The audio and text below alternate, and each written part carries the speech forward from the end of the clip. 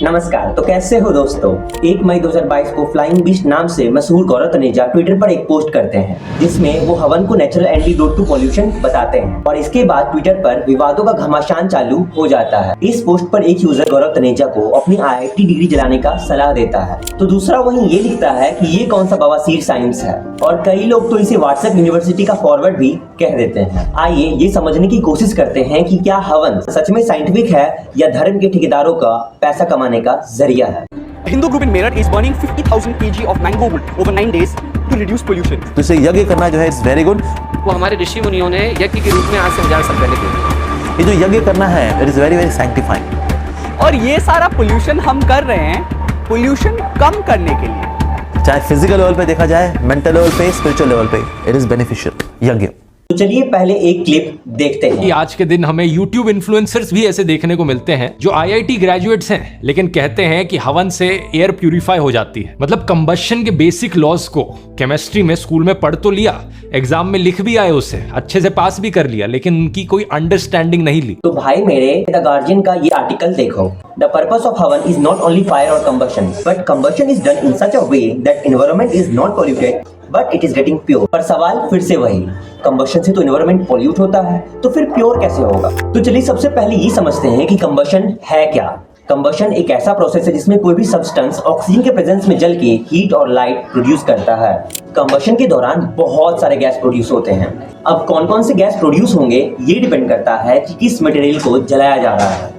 जैसे कि LPG को जलाने पर CO2 और वाटर प्रोड्यूस होते हैं जो कि टॉक्सिक कतई नहीं है, बट वही प्लास्टिक को जलाने पर सल्फर डाइऑक्साइड, नाइट्रोजन मोनोऑक्साइड और माइक्रोप्लास्टिक्स जैसे टॉक्सिक गैसेस रिलीज होते हैं। ये पॉइंट नोट करके रखिएगा कि कंबशन से हमेशा हार्मफुल गैस प्रोड्यूस नहीं होते हैं। आपने नोटिस किया होगा कि हमारे कल्चर में किसी की भी डेथ के बाद उसे बैम्बू की लकड़ी के ऊपर कैरी किया जाता है पर उन बैम्बूज को जलाया नहीं जाता है क्योंकि हमारे कल्चर में बैम्बूज को जलाना पितृदोष माना जाता है, यानी कि अशुभ माना जाता है। और इसी चीज का मेंशन ऋग्वेद में भी है। आपको ये बात सुनकर के हैरानी होगी कि बैम्बूज को जलाने पर लेड ऑक्साइड नामक गैस रिलीज होता है जो कि काफी ज्यादा टॉक्सिक होता है। फर्दर इससे ब्रेन कैंसर तक भी हो सकता है। एक फ्रेंच साइंटिस्ट ट्रेले जो कि हवन के ऊपर रिसर्च कर रहे थे, उनका कुछ ये कहना है कि आम की लकड़ी को जलाने पर फॉर्मिक एल्डिहाइड नाम का एक गैस प्रोड्यूस होता है। ये गैस सराउंडिंग्स के वायरस और पैथोजेंस को डिस्ट्रॉय करके एनवायरनमेंट को प्यूरिफाई करता है। अब कुछ लोग बोल रहे होंगे कि मैंगो वुड्स को जलाने पर कार्बन मोनोऑक्साइड भी प्रोड्यूस होता होगा। जी हाँ, प्रोड्यूस तो होता है बट मैंगो वुड्स का कार्बन एमिशन 0.004% है क्योंकि इंटरनेशनल स्टैंडर्ड टॉक्सिसिटी डिटर्मिनेशन के 0.5% से बहुत ज्यादा कम है। मतलब ये कि कंट्रोल्ड अमाउंट में मैंगो वुड को जलाने पर नेग्लिजिबल CO एमिशन होगा। हवन के दौरान होने वाले केमिकल रिएक्शंस को थोड़ा डीप में समझते हैं। हवन के दौरान मैंगो वुड के साथ साथ डिओडर, कपूर, धूप, सैंडलवुड, घी जैसे मेडिकल वुड्स और हर्ब्स का यूज होता है। पोलैंड के एक साइंटिस्ट डॉक्टर एंटोनिन होवास्का कहते हैं कि जब हवन मटेरियल्स को जलाया जाता है तो कुछ इस प्रकार का केमिकल रिएक्शन होता है। सबसे पहले मैंगो वुड्स और दूसरे मेडिकल हर्ब्स का ऑक्सीजन के प्रेजेंस में कंबशन होता है और ये प्रोड्यूस करते हैं carbon dioxide plus H2O plus negligible amount of other gases. Further carbon dioxide और वाटर मिल करके एनर्जी के प्रेजेंस में फॉर्मल एल्डिहाइड और abundant amount of oxygen produce करते हैं। तो यहाँ क्लियरली देखा जा सकता है कि जो maximum amount of carbon dioxide produce हो रहा था वो वापस से ऑक्सीजन में कन्वर्ट हो जा रहा है, यानी कि हवन के प्रोसेस से ग्रीन हाउस इफेक्ट भी ना के बराबर होता है और इसका इम्पैक्ट ग्लोबल वार्मिंग पे भी नहीं पड़ेगा। बट अगर आम की लकड़ी बहुत सूखी है तो पहला रिएक्शन जो हो रहा था उसमें बहुत कम अमाउंट में वाटर वेपर प्रोड्यूस होगा और दूसरा रिएक्शन हो ही नहीं पाएगा। तो इस तरह से तो हवन का कोई यूज ही नहीं रहा, ना इसमें फॉर्मल एल्डिहाइड प्रोड्यूस हुआ ना वापस इसमें ऑक्सीजन कन्वर्ट होगा। और इसीलिए आपने ये नोटिस किया होगा कि हवन के दौरान चारों ओर वाटर ड्रॉपलेट स्प्रिंकल किया जाता है। प्रोफेसर टिलवर्ड ये कहते हैं कि हवन फ्यूम से TB, bacteria, fungi, measles, cowpox, smallpox जैसे वायरस नष्ट हो जाते हैं और सराउंडिंग्स में जितने भी फॉल ऑर्डर हैं वो सारे दूर हो जाते हैं। साथ ही साथ फॉर्मल एल्डिहाइड को सीलिंग और वॉल को डिसइंफेक्ट करने में यूज किया जाता है और ये सेम गैस हवन के दौरान भी प्रोड्यूस होता है। 2007 में नीदरलैंड में एक आर्कियोबायोलॉजी नाम का जर्नल पब्लिश होता है, जिसमें ये मेंशन था कि हवन के दौरान जो गैस फॉर्मल्डिहाइड प्रोड्यूस होता है वो सेम गैस फॉर्मिक एसिड और एसिटिक एसिड को फॉर्म करता है, जिससे कि हम लोग फूड को प्रिजर्व करते हैं। डॉक्टर हैपकिंस एक हवन एक्टिविटी के बाद ये ऑब्जर्व करते हैं 1 केजी हवन सामग्री को जलाने के बाद सराउंडिंग का 94% बैक्टीरिया रिड्यूस हो गया, और तब उन्होंने ये कोट किया, heal the atmosphere with havan and the healed atmosphere will heal you।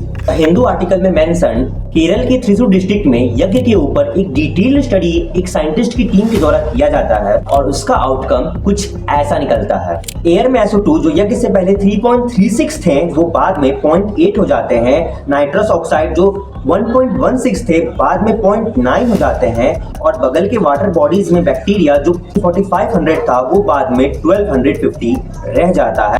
और उसी टीम ने फायर पिट के चारों ओर ग्रीन ग्राम, बंगाल ग्राम और काउपी लगाया, और ऑब्जर्वेशन के बाद वो ये कंक्लूजन पर पहुंचते हैं जो फायर पिट के ज्यादा नजदीक था वो 2000 टाइम्स फास्टर ग्रो कर रहा था। और इसका एक्सप्लेनेशन साइंटिस्ट ने कुछ इस प्रकार से दिया, साउंड एक वाइब्रेशन है, और मंत्रों के लगातार जाप से जो सकारात्मक ऊर्जा जनरेट होती है उसने प्रोसेस ऑफ जर्मिनेशन को एक्सेलरेट कर दिया।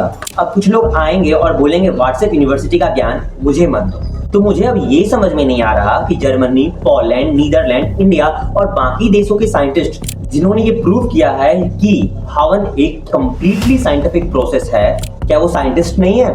इंडिया और जर्मनी के अलावा 80 देश और इवन नासा जैसी ऑर्गेनाइजेशन भी इस फैक्ट को एक्सेप्ट कर रही है, तो हमारे कल्चर, हमारे देश के लोगों को ये बात एक्सेप्ट करने में क्यों दिक्कत हो रही है?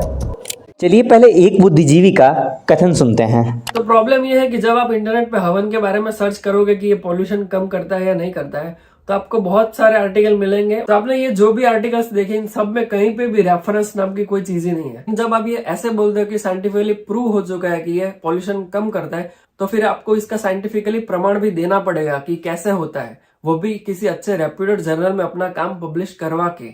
इन तरह के बुद्धिजीवियों को the wire, the Quint, the print, बस इन सब का ही आर्टिकल साइंटिफिक लगता है। इनके लिए the Hindu, times of India, the guardian और इवन इन्हें विकिपीडिया का भी इंफॉर्मेशन गलत लगने लगता है।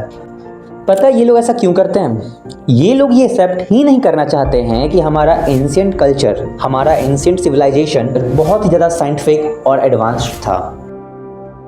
इंडियन साइंटिस्ट के साथ साथ इवन फॉरेन साइंटिस्ट और फॉरेन ऑर्गेनाइजेशन के भी प्रूव किए जाने पर भी कुछ जाहिलों को मिर्गी ना आ जाए। ओ सॉरी, मिर्गी भी कैसे आ सकती है? उसका भी इलाज तो हवन ही है।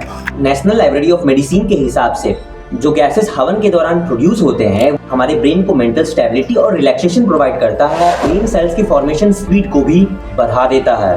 और जब माइस और रैबिट पर एक एक्सपेरिमेंट कंडक्ट किया गया था तो ये ऑब्जर्व किया गया था कि हवन फ्यूम्स एंटीसेप्टिक और एंटीबायोटिक नेचर के हैं।